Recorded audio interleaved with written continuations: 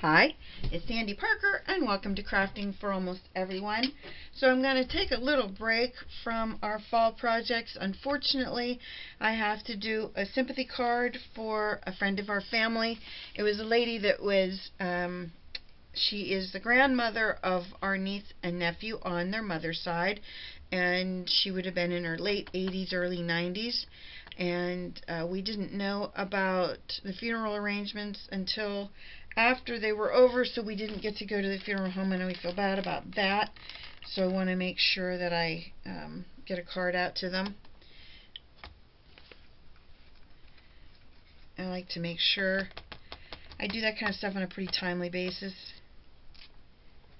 So I want to get it in the mail tomorrow if I can.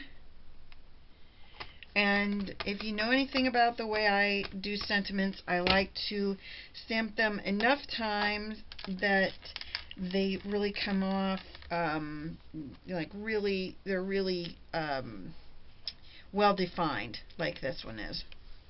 And I think that's the only stamping that we're going to be doing on this card, so I'll take that out of the way. And that came from a stamp set called Blooming, oh boy, why do I always forget those? Darn it, I'm going to make it up. No, I don't want to make it up.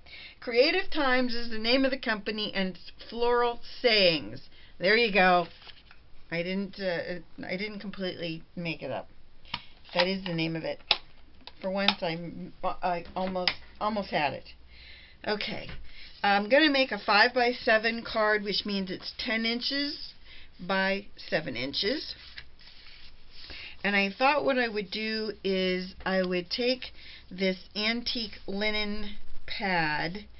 This could go awry really fast, but I'm thinking I'm going to just kind of rub it over the surface and completely cover this card in this ink. That's my plan. I don't like the white starkness, and I did like the color of this ink. It's antique linen. It's a distress ink by Tim Holtz. Almost have it all done. And I'm going to be using a lot of paper that is handmade paper. So I wanted to make sure that I had something kind of neat looking on top of it. And while we're waiting for that to dry, I'm going to play with the inside of the card. I have some of that handmade paper, as I said, and I have this light yellow, and I thought what I would do is run a strip of it on the inside of the card, and then run some washi over that. I'll show you in a second after I get. Oh, I'm using what's this called? Art glitter glue. I don't know why. My mind just blanked. Okay. So then after we do that, I'm going to run a strip of washi tape through the center of it to make it look more dimensional. And see if I can cut that. For some reason, that washi tape didn't want to play with me. Why, washi, didn't you want to play? Hold on, and I'll grab a pair of scissors, because they're behind me too. I've been really seriously working on my Halloween projects. I think you'll like some of them. One of them is a wreath, and it's a wreath that's from scratch that I'm going to be doing the different Halloween papers on, and hopefully it'll come out kind of cool. So there's the inside of our card, just like that. And I think what I'm going to do to avoid this warping any worse than it already is, I think I'm going to hit it with my heat gun just to make sure it's completely dry. I'm going to hold it down until I burn myself. No, I'm just going to hold it down so that we can stop the warping. And then I'm going to flip it over and make it flatten out that way, hopefully.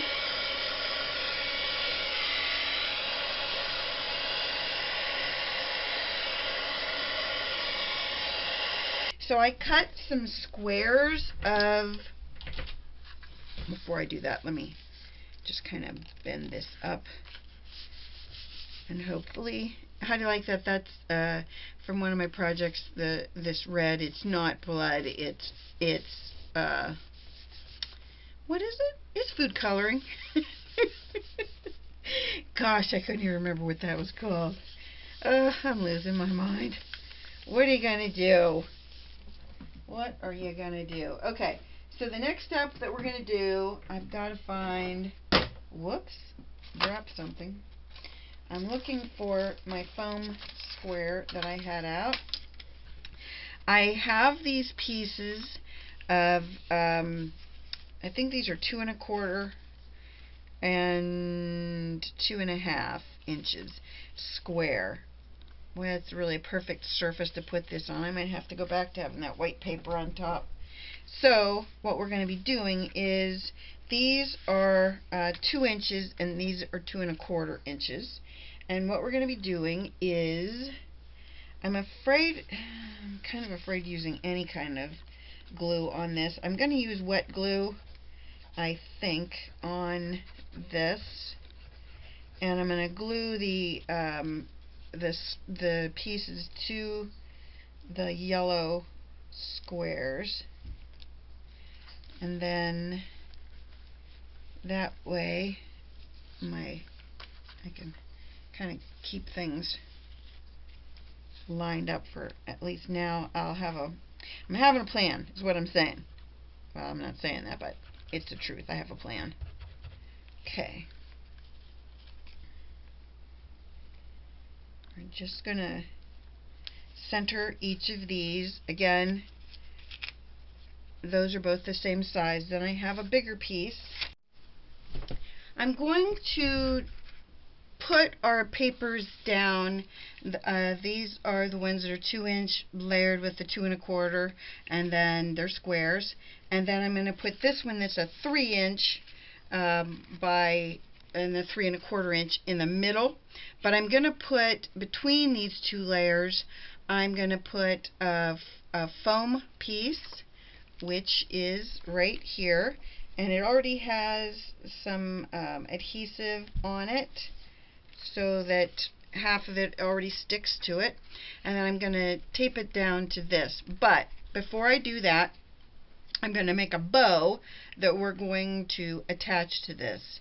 Actually, maybe I'll glue this piece down. I'll glue all these down so that we can kind of get our card to flatten out after its trauma of having the, I think I'm going to use a dry glue too, because I think wet glue often precipitates.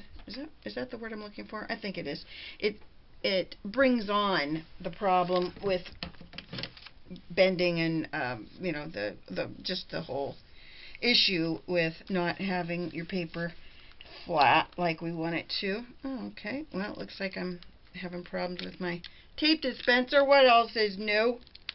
Before we go any further, what I think I'm going to do is, I already have foam under my 3 inch piece, and I'm going to stick it down to this piece, but I'm going to put my bow on it first. So I think what I'm going to do before I do that is glue these corner pieces down. So I'm going to put some on the back of this piece. We want to make sure we get it really well adhered because of that problem we have with our paper already bending. We don't want to have this paper not adhere where we want it to in the process. I'm going to go off the edge just a little bit, just a teeny tiny little bit. Not, I mean, really insignificant. It's maybe a 1/16 of an inch that I decided to not be on that corner. I'm going to do the other edge. And this is a Stampin' Up glue stick, in case I didn't say that already. That I had in my stash. It's on my project of my wet glue project that I'm trying to find the perfect glues. And that project is a long, hard, drawn-out project. Believe me when I tell you, it's been a long time in the coming. And that little piece is not glued down. Wonder if I care. I guess I do care a little bit.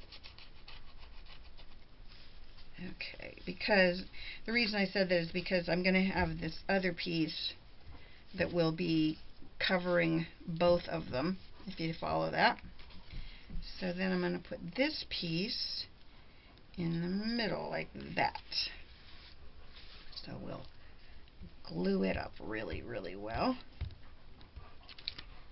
And now the dogs are in here. That's always fun. I did another video this afternoon and you would have just, the crazy dog barking throughout the whole thing. That you just swore that the killer was definitely coming that time. And now it's all play all the time. Okay, so that's that piece. I don't know if I'm going to like this or not. It's not making me happy so far. Okay, if you've never used a bow jig, this is how it works. So what you want to do when you use a bow jig is you want your bow. You're deciding how wide you want your bow, and in this case, I think I want my bow. I think I'm going to make it 1/2 inch smaller. And these are 1/2 inch apart. Okay. So that's how wide I think I want it. So what we're going to do is we're going to take the ribbon and we're going to take the right side. You're going to go over the left side. You're going to hold them taut. Go taut, not taunt. The dogs are taunting me and I'm holding this taut. You're going to put that back piece over the back, and then you want to tie it in a knot. Now where I'm at is the back of the bow, if you follow that. So what I'm looking at is the back, not the front, and I want my back to be I want that to be in the center, and you want to pull it as tightly as you can, because you want to make sure before you pull it off, that is what you're going to be seeing when you look at your bow. So if you don't like that, you want to mess with it now. This is your chance, your one and only chance to fix it. So like right now, I don't like the kind of waffly look I have in the middle. So I'm going to fix that first. And that looks better to me. And then this part needs to be pulled down a little bit. Okay. I think we're good. What I want to do is I want to wrap it around like that. So I'm going to cut my edges.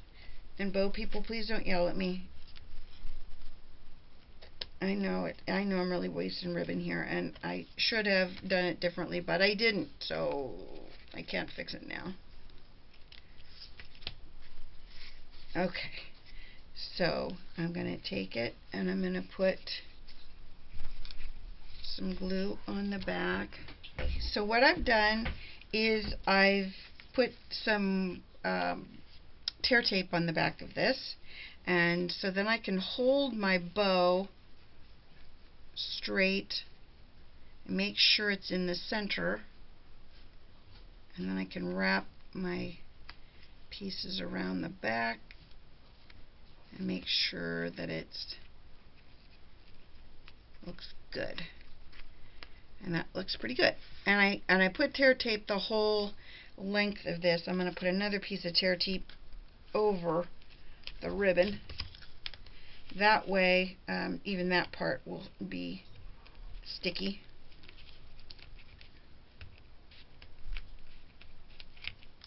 Okay, and then I'm going to fix that. And we're going to center that in there. And then I might just do this, where I'm going to run, I think I will do that. I take some tear tape and I'm going to run it down the center of my ribbon.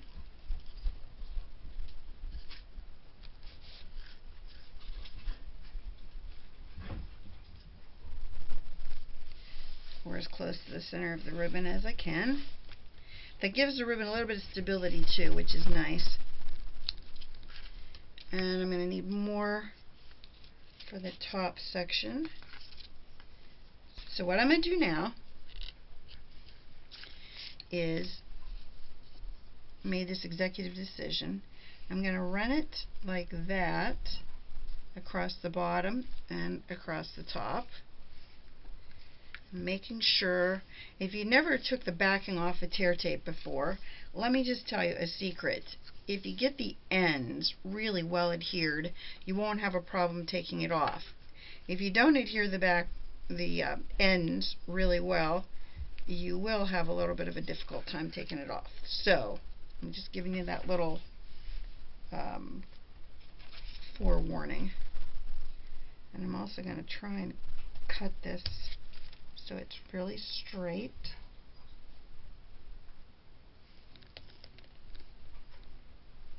And hopefully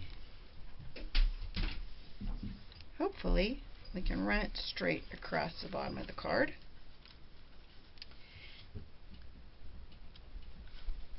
Ugh, come on, buddy. If you didn't hear that, that was a dog shaking right behind me. Okay, there's that piece. I'm sure that one sticks. Then we've got, make sure this one also is well adhered. I'm turning it over. Everybody has their own way of doing things that works for them, and for me, I always do better when I have things that are exactly kind of in front of me horizontally. That's how I work best. If it's you know, like if it's vertical, I don't know why I don't seem to do as well. So if you have a position, you know, that when you're doing a craft and you're struggling a lot, maybe the reason you're struggling is because of the position that you're in. Maybe I'll put another piece right there. Okay, there we go.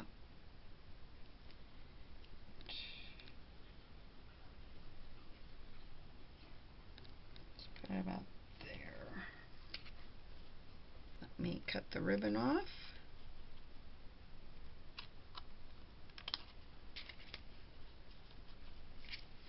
Then all we have to do is stamp the back.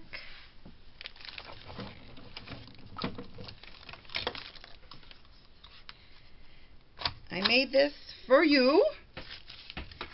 And we'll get all this other stuff out of the way, and I'll do our envelope. So here's our card. And I think since in the inside of our envelope we have this really pretty washi tape that's gold. Okay.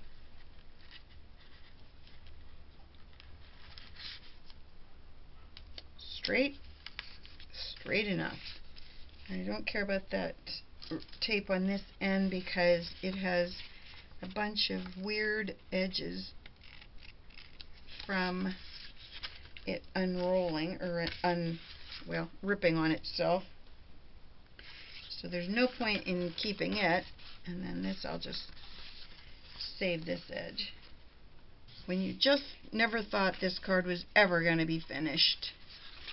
Here it is. It's a sympathy card wishing you comfort in your time of sorrow. And I think it's a nice card. I think they will like it. I hope you like it. I hope you give it a thumbs up and subscribe. And we'll be back to cards that are hopefully a little more uplifting tomorrow. Thanks so much for watching. Bye-bye.